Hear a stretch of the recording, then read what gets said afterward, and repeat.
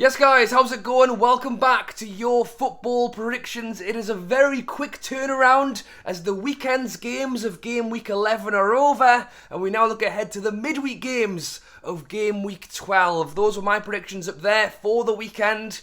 I did alright. I got 3 correct scores, 4 correct outcomes. I was top of our online league until Liverpool beat Man City, and instead, not Ruby won the league. Well done to you, mate. I came 4th in the end. I was so close. But thanks to everyone who got involved in our online league. The link is down in the description. And thank you to everyone who got their predictions in the YouTube comments as well. I'll put a whole load of them on screen. Be sure to get your comments down below in this video to let me know your predictions for the midweek games. As I say, it is tomorrow, Tuesday, Wednesday, Thursday. And as always, we will run through all of those predictions now. So all the games this week, Tuesday, Wednesday, Thursday, are all on Amazon Prime. So if you've got Amazon, you can watch them. If you don't, I'm pretty sure they still do a free 1-month trial. So you can get it, watch the football, then delete it. But we'll start off the predictions with tomorrow night,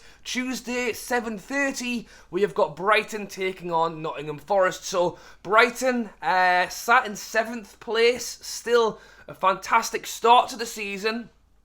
Since Graham Potter's left, it has gone downhill a little bit. Having said that, they've had some very tough games. They drew against Liverpool, which was a great result. They lost against Man City, which nobody can really argue with. They then lost against Brentford. It was away from home. Brentford are a good side, but I'm sure they're going to want to try and make up for that tomorrow night at home against Nottingham Forest, who are now bottom of the league. Following their 1-0 loss to Wolves at the weekend, they now sit at the bottom of the table. Nottingham Forest have shown their faith in Steve Cooper by giving him a new contract, despite the tough start to the season, despite not really hitting the mark of where they'd want to be after spending that much money in the summer. And I have backed Brighton to win that one 1-0. Still on the Tuesday night, but at 8:15, we have got Crystal Palace taking on Wolves. So Palace have had a pretty mixed start to the season, form-wise. Sat in 13th place, drew against Leicester 0-0 at the weekend, which, was away from home, but Leicester haven't been great, and a 0-0. Vieira actually said that he felt they weren't good enough in the final third. They didn't take enough risks, and I'm sure they're going to want to try and make up for that at home against Wolves, who definitely did not have a good start to the season, parted ways with the manager, but have now got themselves out of that relegation zone, now in 17th place after the win against Nottingham Forest. Neves gets the goal, and speaking of goals, neither of these two teams have scored too many so far this season, so I've gone very boring here and actually backed a 0-0 there. On to the Wednesday night now at 7:30, we have got Bournemouth taking on Southampton. So Bournemouth, as we know, had the rocky start to the season with Scott Parker leaving, but since then, Gary O'Neill has taken them on a 6-game unbeaten streak. They've drawn 4 and won 2 in their last 6 games, which is incredible form for a promoted side who I don't think too many people had much faith in. They actually played another promoted side at the weekend. They played Fulham, where they drew 2-2. Lamar and Solanke got themselves on the score sheet, and they're going to want to continue that form, taking on a Southampton side who have not had the greatest form of late. In the last 7 games, have won 1, lost 5, and drawn 1. They drew their game at the weekend against West Ham 1-1. Good point. I mean, to be fair, both teams had their chances. Southampton had a chance. Che Adams had a shot that could well have gone in, but West Ham also had quite a few chances as well, and that point was not enough to stop Southampton slipping into the bottom 3, now in 18th place. Lots of questions around last season. Would they have made it away, stay in the Premier League? They did it. And, for a lot of people, they thought maybe this could be the season they would struggle, and actually had a decent start, but it has started to tail off. And strangely, before the season started, if you asked me to predict this one, I don't think I would have said this. I'm going to back Bournemouth to win this one. I'm going to go 1-0. The two teams are about a 50-minute drive between each other, so there's a little bit of a local rivalry there. I'm saying Bournemouth. Next up, still on the Wednesday at 7:30, we have got Brentford taking on Chelsea. So Brentford, another team who have had a good start to the season, quite mixed form, sitting in 9th place. So they're sitting top half, and they did get a win at the weekend, as I mentioned, 2-0 against Brighton. Ivan Toney gets the double. I think that's the big thing for Brentford is they're a good side, they press well, and when you've got Ivan Toney up front scoring, I think it's 8 or 9 goals already this season, it's always going to help. But they are taking on a Chelsea side. I mentioned that Brighton have slipped a little bit since Graham Potter left, despite some tough games. Chelsea have certainly improved since he arrived. They have won 4 in a row now, up to 4th place. A 2-0 win over Villa, and it was a Mason Mount double in that one as well. I think this will be a tough test for Chelsea, because as I say, Brentford are a good side. They are at home, but I back the away team here. I've gone Chelsea 2-1. I can see Ivan Toney scoring, but yeah, we'll see how that one goes. Next up on the Wednesday, again at 7:30, we have got Liverpool taking on West Ham. So Liverpool did not have the greatest of starts to the season. Played Man City yesterday at the weekend, and I've got to say, I backed Man City in that one. But Liverpool came out on top. Mo Salah grabs the winning goal. I mean, that game had everything. It had goals, well, it had 1 goal, but it had goals disallowed, chances missed. Klopp got himself sent off as well. Pep Guardiola in his interview looked like he was going to hit the reporter. I mean, it was pretty mad. Salah hasn't had a great start of the season himself. To be honest, he's been quite poor. So Liverpool get the win. Is that what they needed to kickstart their season? We'll have to wait and see. Taking on a West Ham side at home, and will be without Klopp, who got himself taken off. And as I say, West Ham had a poor start to the season as well, but they have started to pull themselves back a bit. In the last 3, they've got 2 wins, 1 draw, and it was the draw against Southampton at the weekend. Great goal from Declan Rice to take the point. I think it could be close. I think the thing is with Liverpool is that they really kind of pulled themselves through in the game at the weekend, but generally haven't been great.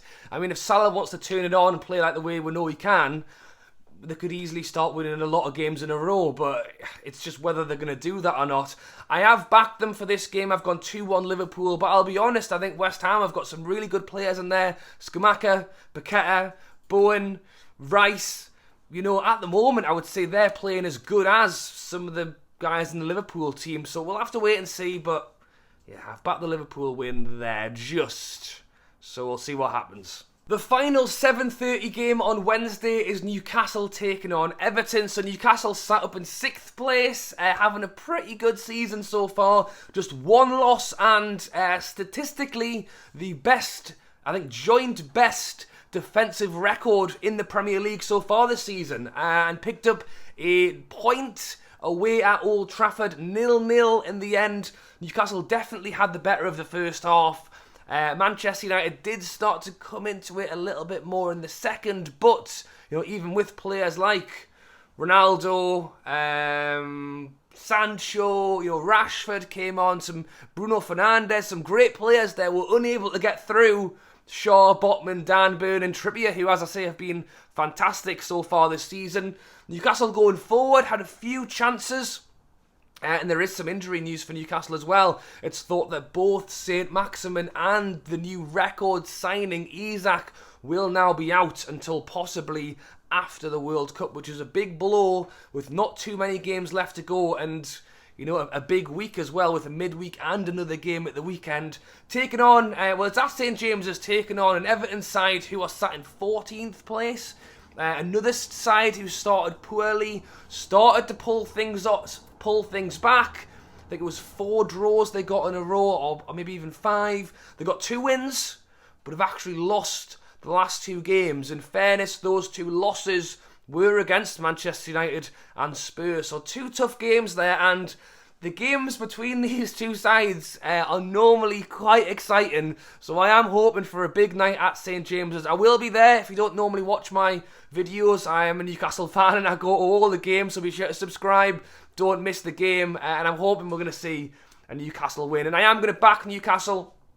I did say 1-1 at the weekend against Manchester United, so I wasn't far off with a 0-0. Hopefully I'm not far off with this one as well. So I've gone 1-0 Newcastle there.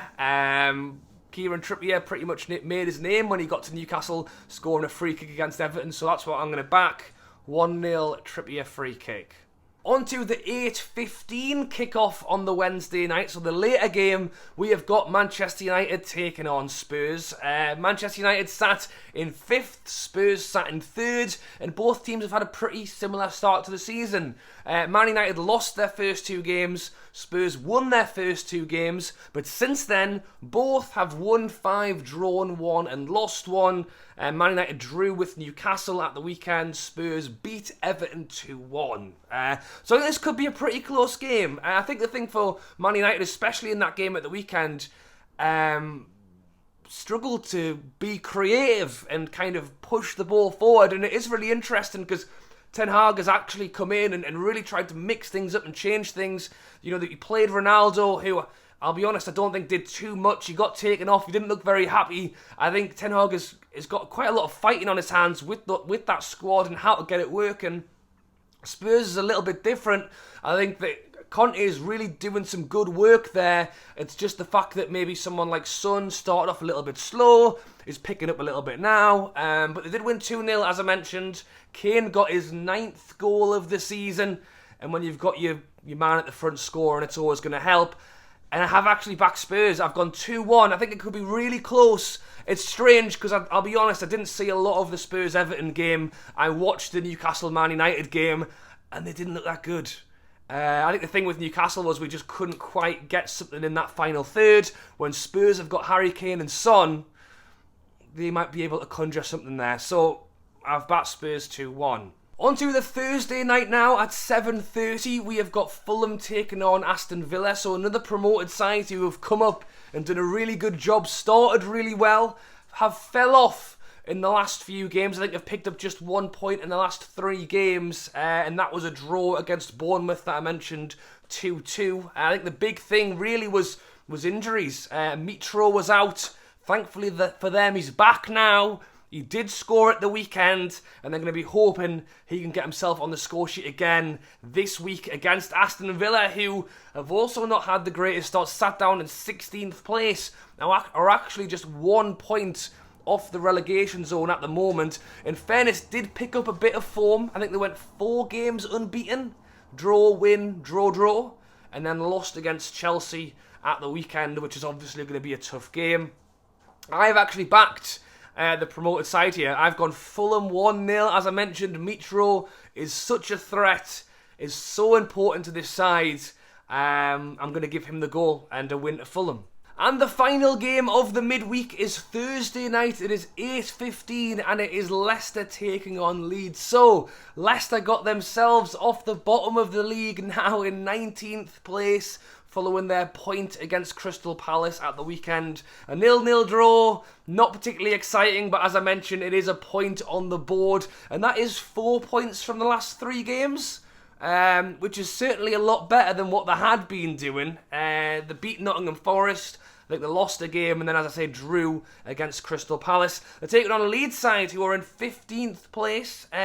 They started the season so well, but same with Leeds, have had a bit of injuries, issues, and things haven't quite worked, and strangely enough, they've only picked up 2 points in their last 6 games. So despite Leicester being second bottom, have picked up double the number of points in half the number of games. So this will be an interesting one. Generally, I do really like Leeds, because as I say, they attack, they're exciting to watch. I still just feel like Leicester have got good players. And I don't know. If you know why it's not working for them, tell me down below. But it's just still really hard to write them off, even when they're having this poor form. So I've backed the home side to win it. I've gone Leicester 1-0.